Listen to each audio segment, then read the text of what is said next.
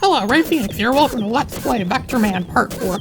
So, we're finally in the World Link Center. I guess this is where the base of operations is for the people that connect all the robots together, and their minds are kind of like interconnected as one. This is probably where all that happens, at the World Link Center. There's all these catwalks everywhere, and they probably lead to things that are up above, and there's... what else is there? How do I get out of this place? Like, I just have to jump, I guess. And look, there's like film reels in the background. There's killer fire hydrants. There's TVs showing what looks like Warhead propaganda. This is probably where they're broadcasting. It's like their TV studio where they're broadcasting everything that appears on those TVs. We've been destroying throughout the course of this game. Of course, this place is going to be heavily fortified because this is, you know, like the main villain's fortress, pretty much, in a TV studio. It doesn't make sense to have, you know, to have things done out of a TV studio, right? It doesn't make sense to, you know, to take over the TVs and it can brainwash all the people in the world. Well, because, you know, that idea has, you know, never been done before at this point in time. So it actually does sound like a very, even more unique idea for this game. This game's story actually is a lot better than I give it credit for a lot of the time. No one gives this game credit for a good story. This game actually does have, you know, like, story-wise, it is really good. But of course, gameplay is still the most important thing in a game, which this game, you know, excels at even better than story. It's the gameplay. This level is a bit confusing, because you're constantly jumping, like going right, left, kind of go right one way, left another. You have to know what to jump on or what to hit. This always reminds me a bit of that level I keep getting stuck on in Sonic Spinball. I've never beat Sonic Spinball before because I've always get stuck on this level. I don't even know what to do, and it looks something similar to this level. It's like some sort of, only it's a factory kind of thing, where I constantly bounce off things or jump around stuff and I just don't know where to go. And to this day, I still never had the effort to look up any guides on how to get through that. Go me, I guess. I mean, Sega Genesis games in general are pretty tricky games. There's tons of games in the Genesis I never beat before. This is actually one of the few Genesis games I've actually beat.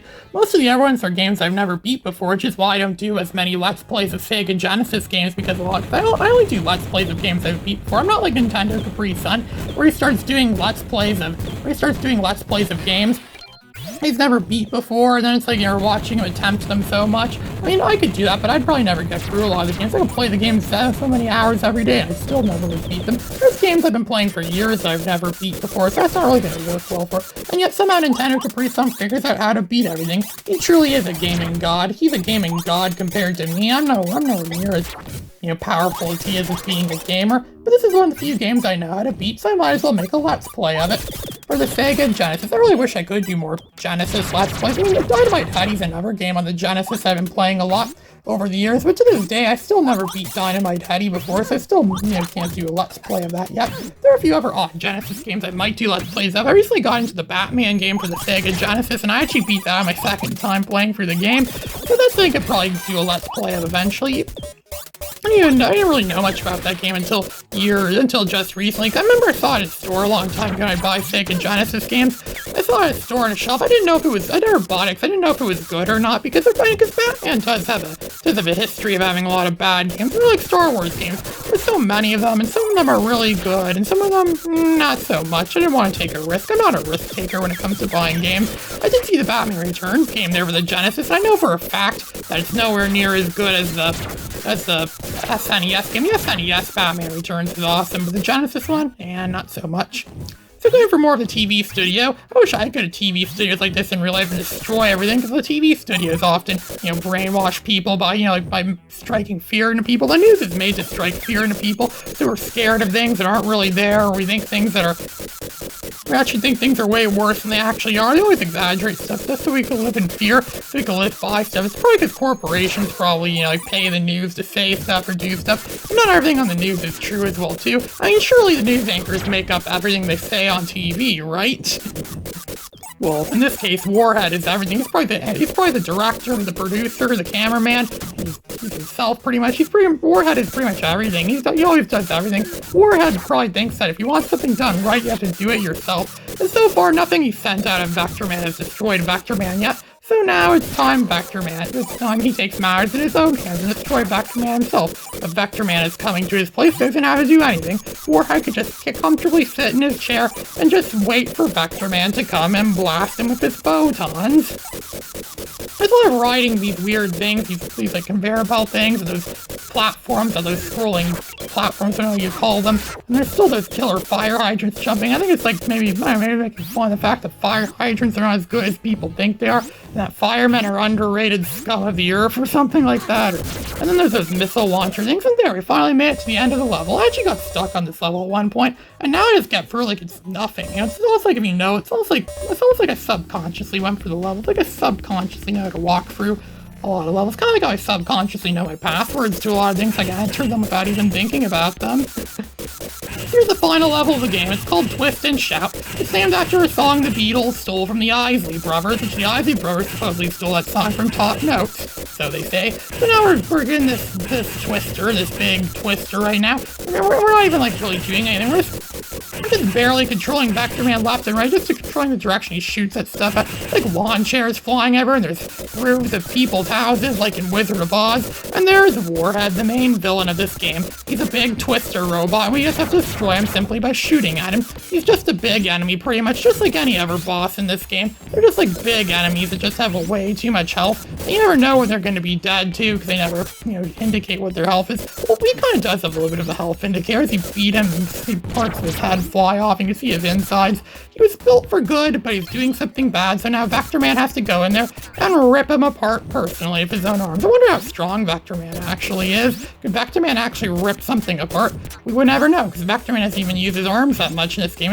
All he does is just shoot photons at enemies, and that's it. They don't actually really demonstrate his true strength. I imagine he would be strong, considering he's a robot and all, but I don't know. I mean, Mega Man's supposedly pretty strong, but Mega Man doesn't actually physically, grab on enemies and do stuff to them. He just blasts them with his Mega Buster. Vectorman blasts them with photons, so what makes them any different? Come to think of it, Vectorman and Mega Man are quite a lot alike. And now this boss looks like something out of a Crash Bandicoot game or something like that. Now, he's almost dead now. Most of his outer shell is broken off his head. I can just shoot him a bunch more times. Just giving one shot at a time, boop, boop, boop, and then I dodge him. I actually have a good rhythm going here. And there, he's dead. War Machine, or Warhead, whatever he's called, this warhead, this evil nuclear warhead thing, is dead, and we get a huge score. We finally have the game with a lot of new lives right now. A bunch of lives are not going to be needing anymore because the game is pretty much over now. Let's watch the ending. So just as we expected, Warhead is vanquished, the Earth is safe for the return of humanity, and Earth has a new hero, Vectorman. Yeah, apparently Vectorman wasn't a hero before, so he's a new hero now. And we have that CGI ball with the V flowing for this. I think that's Vectorman's logo, and Warhead is dead, and yeah, just that line of text. That's all it is. This is still an image of a line of text. That's all we need to know. Just cut straight to the chase. No BS, no extra bullcrap, no nothing. Just simply, Vectorman defeated the main villain, Warhead. That's all we need to know. That's all that's really important right now. So it's showing us a cast of characters right now. Well, in this case, a cast of enemies, all the enemies that were in this game. Well, in the background, it's showing designs of Vectorman. Yes, this was a really good game overall. It's a really awesome classic game. A lot of effort detail really went into this game. It's a shame this game didn't really do so well. I think this game could have been a timeless masterpiece if it came out a year or two earlier. If this came out in 1993 or 1994, this game for sure would have been a critically acclaimed hit that everyone would have loved, and this game would have outsold Earthbound, and it would have been an incredible, awesome, game that everyone remembers. Vectorman would be a household name. Your grandma would know who Vectorman is. The mailman would know who Vectorman is. Everyone would know Vectorman. My father knew about Vectorman, thought he was really awesome. And now, his legacy, I guess, could still continue on now that we have Vectorman, now that I'm in 2023. Now they did a Let's Play of Vectorman. Acrobats. There were acrobats in this game. Same with that boss we fought earlier. It looks like it jumped straight out of Balls 3D because it's made out of balls. A lot of the characters in this game seem to be made out of balls. Why are balls everywhere? It's just balls this, balls that. Was that all they could come up with? Balls? I mean, sure, it's a very basic shape. It's a very basic, simple 3D shape that could easily be made of 3D graphics software, which would have been very new and high-tech at the time this game was made, so I give them credit for that. But still balls galore, balls everywhere. And even the Toy Story game for the Sega Genesis and SNES also had a similar graphical style to this game. I guess they were trying to make it kind of like the movie, because Toy Story was the world's first 3D CGI animated movie that was, full-fledged CGI. And now it's showing digitized photos of the people that supposedly worked on this game. I remember Grid Runner on the PS1 did a similar thing, but that's not as impressive considering the fact that the Genesis did it first. Because Grid Runner came out in '96, the year after this game. developed by Blue Sky Software. I wonder if they have any relation to Blue Sky, the film studio, or the CG animation studio. The company that gave us movies like Ice Age and Robots. I mean, there's been so many sequels to Ice Age. There's like, how many Ice Age movies are there now? Like 5 movies now or so? And Robots only ever had 1 movie and no sequels. And this game only had 1 sequel, and that was it. I think they were planning on having more sequels to Vectorman, but they eventually just got cancelled. And just like a lot of franchises that Sony abandoned over the years, Vectorman is just one of them. Again, no, this isn't Sony's, it's Sega, but a similar idea. I mean, like Sony obviously abandoned Jumping Flash, they abandoned Ape Escape, they abandoned Twisted Metal pretty much. They abandoned everything pretty much. Well, a lot of stuff actually got abandoned by them. Because they probably thought, no one cares about this crap anymore, so they just threw it away like it was a broken toy. And that same thing kind of was done to Vectorman. Vectorman doesn't really have much of a chance at ever coming back, but arguably Ristar probably got it worse actually, or Rystar, whatever people call him these days, probably got it worse, because he only ever had one game, one measly little game that's pretty good, but I still have yet to beat it to this very day, just like Dynamite Heady, and almost every other Sega Genesis game is not a Sonic game or Vectorman. Man, a lot of people really did go and work on this game. I mean, I don't think a lot of people got credited back in the day. Probably were because a lot of old games have like short credits.